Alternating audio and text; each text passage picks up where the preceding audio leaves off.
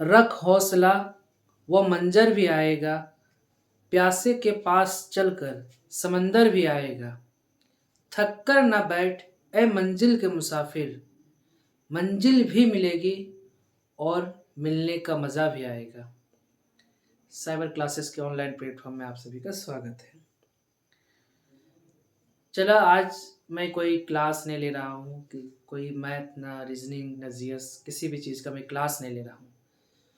आज मेरा मन किया कि चलो आप लोगों से कुछ बातें कर लूँ। तो बातें क्या करूँ कि कुछ ऐसे विद्यार्थियों बहुत लंबे वक्त तक पढ़ाई करते हैं और उनको जो है ना मैथ समझ में नहीं आती है।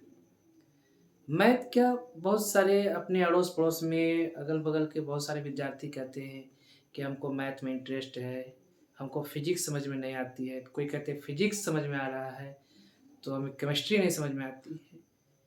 तो आखिर ऐसा क्यों होता है? जो किसी को किसी सब्जेक्ट में अच्छा पसंद है वो उसको ज़्यादा चॉइस करते हैं और कोई किसी को चॉइस नहीं करते। आखिर ऐसा क्यों होता है? तो बस सिर्फ है उसका नाम बेसिक। जो आप लोग सुनते हैं ना कि जब भी मैं कोई क्लास लेकर के आता हूँ तो मैं आज इसका बेसिक बता रहा हूँ, आज मैं इसका बेसिक बता रहा हूँ। कोई भी ऐसा चैप्टर लेकर के आता हूँ तो यही बात है ना कि मैं आज बेसिक बताने जा रहा हूँ इसका। बस वही बेसिक है। आप इसी बेसिक को तो समझे।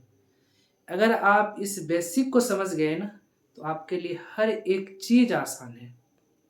हम करते क्या है, बेसिक को ना समझ करके सीधे बीच में चले जाते हैं और बीच में जाते हैं कुछ देर तो रहते हैं। उसके बाद क्या होता है, हम लोग धीरे धीरे धीरे धीरे नर्वस होने लगते हैं और फिर लास्ट में हम लोग वो फील्ड छोड़ करके भाग जाते हैं।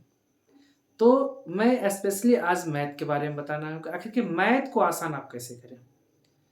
तो मैथ को आसान करने का तरीका कोई बड़ी नहीं, बहुत आसान है। जो लोग जिधर जाओ तो अधिकतर लोग अगर डरते हैं तो वो डरते हैं मैथ से। क्यों?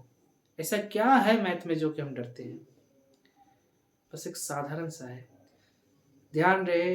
मैं कहता हूँ, मैं गारंटी लेता हूँ कि जिस विद्यार्थी को अगर 2 से 10 तक का पहाड़ा टेबल अगर याद हो, उसके बाद 2 से 10 तक का स्क्वायर यानी वर्ग, 2 से 10 तक का क्यूब और 2 से या और उसके बाद जो है जोड़, घटाव, गुना और भाग।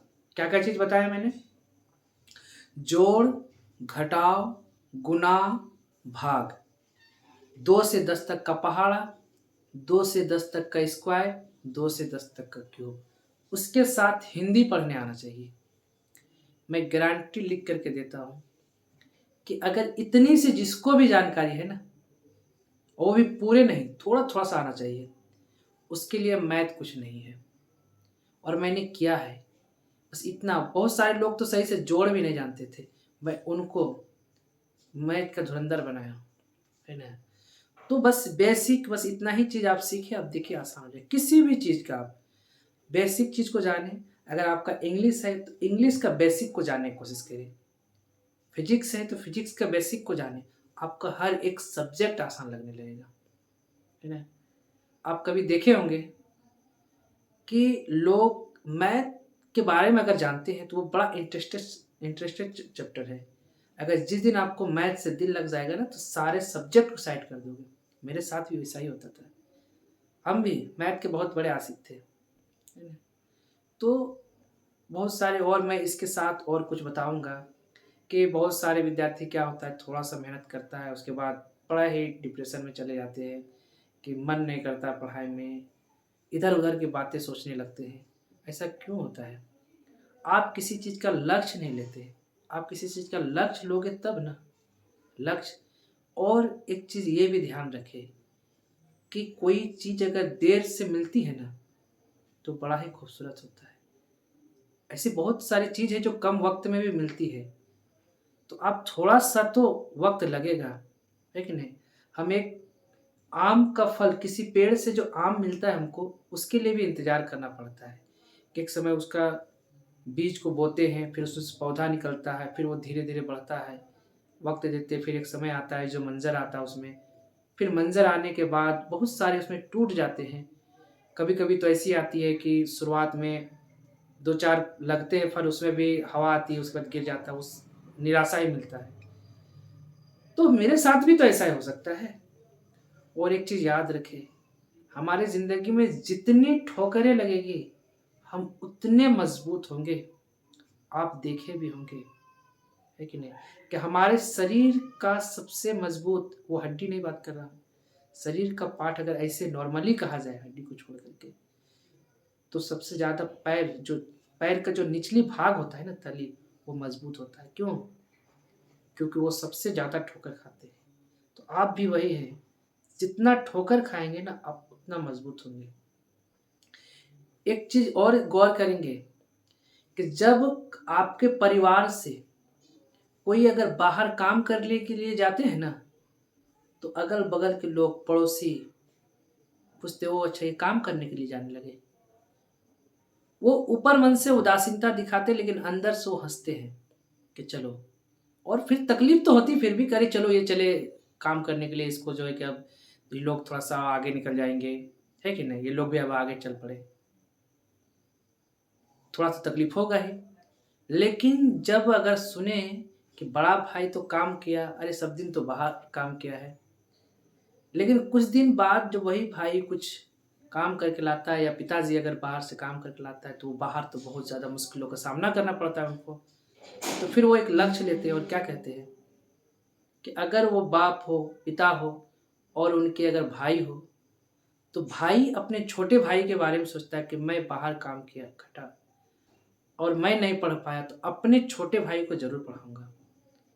और वो मेहनत करके जो है ना, अपने छोटे भाई को ज़रूर पढ़ाते हैं। या चाहे पिता भी ऐसा ही करते कि अपने बेटे को मैं क्या करूँगा, पढ़ाऊँगा। और जब कुछ दिन बाद उसी घर से, चाहे वो भाई हो या बेटा हो, जब वो पढ़ाई के लिए निकलता है ना, तो उससे कई गुना अफ़सोस करते हैं अड़ोस पड़ोस के लोग, जितना जो है वो काम करने के लिए उस घर से कोई और मेंबर गए थे बाहर। क्योंकि अब उसके मन में ये होने लगता है कि ये तो सिर्फ पैसा से मजबूत हो रहे थे और इससे ये कोई कुछ नहीं कर पाएंगे, लेकिन आज जो ये जाने लगे पढ़ाई करने के लिए, इससे हर एक क्षेत्र में ये मजबूत होंगे, हर एक चीज़ से। तो कभी भी अधिकतर जो आपके दुश्मन होंगे, जो आपसे जलने वाले लोग होंगे, वो सोचेंगे कि आपके पास पैसा हो जाए, लेकिन कभी भी वो शिक्षित होना पसंद नहीं करेंगे, है ना। तो इसलिए आप चीज़ जान लें कि जिसके पास शिक्षा है वो किसी भी चीज़ को हासिल कर सकता है ना।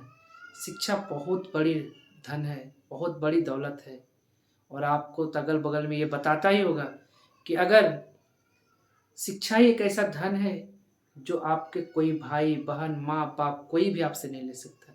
हर एक धन का बंटवारा हो सकता है, लेकिन शिक्षा का जो आप अर्न किए हैं, जिसको हासिल किए हैं, वो आपसे कोई नहीं छीन सकता है। और ये एक ऐसी कुंजी है जो आपको आगे बढ़ने से रोक नहीं पाएगा, है ना। बहुत सारे को देखे होंगे कि उसके पास क्या हो, धन तो है, लेकिन उसको इस्तेमाल कहाँ करना है, उसके पास वो जानकारी नहीं होती है। तो आप अगर शिक्षित है तो कुछ ना कुछ ज़रूर करेंगे, अगर सही से आप शिक्षा हासिल की है तो। और बहुत सारे जो है विद्यार्थी होते क्या है कि थोड़ी देर में ही दम तोड़ देते हैं, नहीं, बहुत सारे ऐसे होते हैं कि ठीक जगह तक पहुंचने वाले रहते हैं और दम तोड़ देते हैं। हम बहुत ऐसे को देखे हैं। तो इस चीज़ से बचे, बस थोड़ा सा इंतज़ार करें, है कि नहीं। इतिहास गवाह है कि जिसने इंतज़ार किया है उसको ज़रूर कुछ मिला है। हाँ, ऐसा नहीं कि आप सिर्फ इंतज़ार करते रहें और मेहनत ना करें, मेहनत जारी रहना चाहिए। आप मेहनत करें और इंतज़ार करें, ज़रूर एक दिन सफलता मिलेगी। बहुत ऐसे ये इतिहास गवाह है, आप देख सकते हैं। आज मैं सिर्फ इतना ही कहना चाहता हूँ कि आप जो है ना, किसी भी चीज़ को चाहोगे वो ज़रूर मिलेगी। आप मेहनत तो करें, है ना। चलिए, थैंक यू।